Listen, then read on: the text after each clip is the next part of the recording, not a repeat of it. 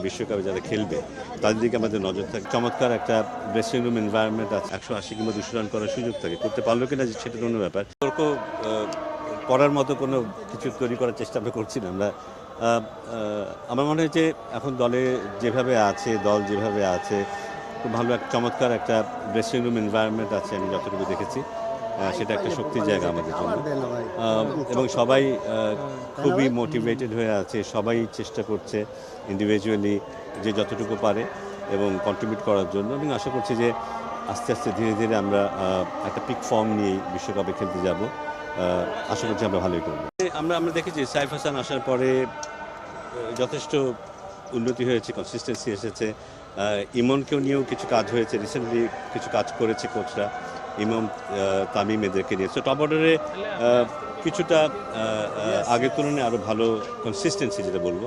সবাই কিন্তু ভালো খেলে, কিন্তু কারণ আমরা ইমনকেও দেখেছি সেঞ্চুরি করতে, গুরুত্বপূর্ণ ইনিংসগুলো খেলতে, তামিমকেও দেখেছি, সাইফ তো অবশ্যই খেলেছে। কিন্তু কথা হচ্ছে কনসিস্টেন্সি নিয়ে, সেই জায়গাটাতে আমাদেরকে দেখাতে হবে যে আমরা কনসিস্টেন্ট, এবং সেটা নিয়েও কাজ হচ্ছে।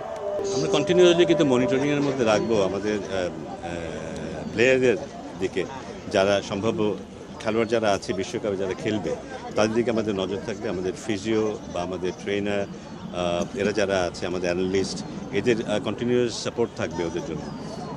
আমার মনে হয় যে এরকম কোনো কেস হলে আমরা দলের সাথে যোগাযোগ করবো, দলের সাথে আলোচনা করবো, কারণ আলটিমেটলি বিশ্বকাপে ভালো পারফর্ম করাটা খুব জরুরি, এবং সেক্ষেত্রে খেলোয়াড়দের বেস্ট ফর্মে থাকা, হেলথ ওয়াইজ, পারফরমেন্স ওয়াইজ খুব জরুরি। আমি বিশ্বাস করি দলগুলো আমাদেরকে সেভাবে সাপোর্ট দেবে। না, আমার মনে হয় যে কোনোখানে খেলা হোক না কেন, T20 সবখানেই বোধহয় ব্যাটিং ফ্রেন্ডলি উইকেটই হয়, এবং ওটাকে না ধরলেও আমরা বিশ্বকাপ না থাকলেও কিন্তু আমাদের এটাই উদ্দেশ্য থাকতো যে আমরা যতটা সম্ভব ব্যাটিং ফ্রেন্ডলি উইকেট করতে চাই, এবং সেখানে যেন সুযোগ থাকে, 180 কিংবা 200 রান করার সুযোগ থাকে। করতে পারলো কিনা সেটা অন্য ব্যাপার, কিন্তু উইকেটে যেন সেই সুযোগটা থাকে, সেরকম উইকেট করার চেষ্টা ডেফিনেটলি হবে।